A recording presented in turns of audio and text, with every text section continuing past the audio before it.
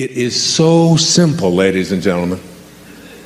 This idea that is at the core of all of our teachings. I've been out there doing this for over 30 years now.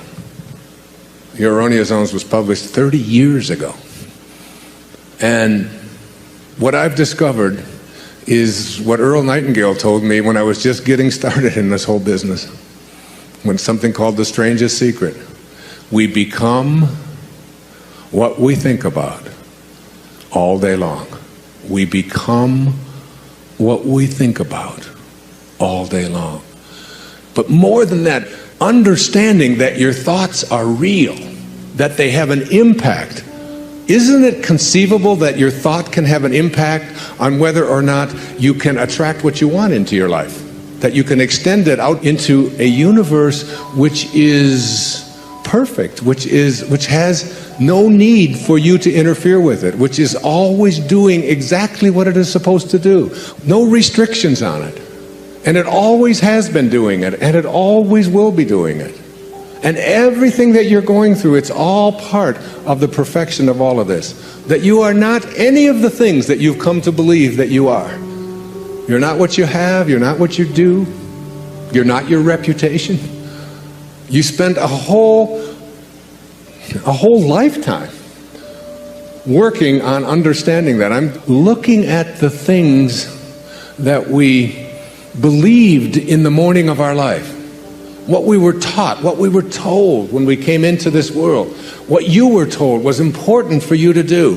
It's important for you to go to school. It's important for you to get good grades. We throw this stuff at our children. We throw it at ourselves. It's important for you to look a certain way. It's important for you to make the team. It's important for you to defeat somebody else. It's important for you to make a lot of money, to advance in your profession. It's important for you to be a good daughter, to be a good mother, to take care of your family. It's important for you to have goals. It's important for you to figure out what other people are doing and get there ahead of them so that they don't get ahead of you.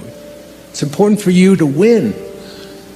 I'm just scratching at the surface here of all of these things that we've been conditioned and told, this is what you're here for, this is what it's about. And you bought into it.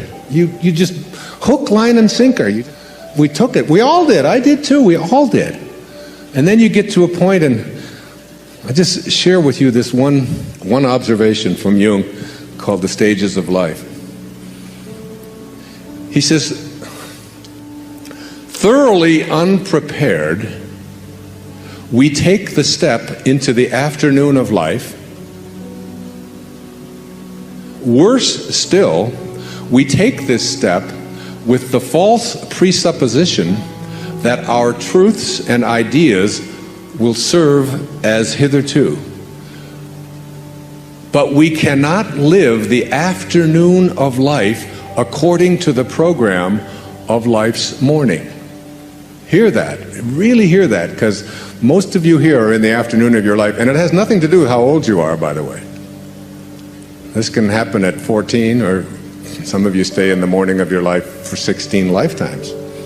We cannot live the afternoon of life according to the program of life's morning. For what was great in the morning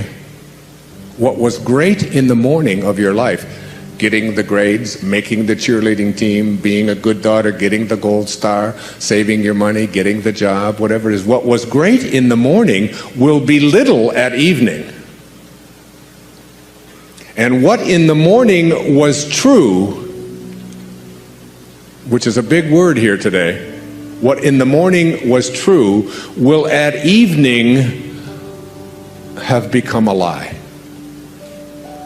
Now imagine how many of us are attempting to live the afternoon of our life by lies. They just don't work anymore. I mean, is the most important thing for you to get ahead of somebody else? To look a certain way? To have the right jewelry on? To get the job? Or is it to be on purpose? Is it to be making a difference? Is it to understand what I wrote about in 10 Secrets for Success, the second secret? That you're not going to die with your music still in you? Is it to know God? Is it to feel close to something so profoundly important that in here there's a knowing that I haven't been actualizing it, I haven't been fulfilling it? What am I here for? What am I here for? It's a question that you begin to ask yourself when I speak about purpose. And then you say, well, it's to be like God. That's what God realization is, to return to that from which you originated, the place of your source, the Tao. To be the Tao, to be it, to be the great way. And what is the Tao like? What does it look like? What is it doing? It's not doing anything. It's just constantly giving. It's just constantly offering. It's just constantly providing life. Billions and billions of life forms emanating from this invisible source that has always been, just continuously doing it. Why aren't you doing that? Why aren't you being like God? God is love, it says in the book of John. And he that dwelleth in love dwelleth in me. Your objective is to be like God, to return to your source, to your Father, whatever you want to call it.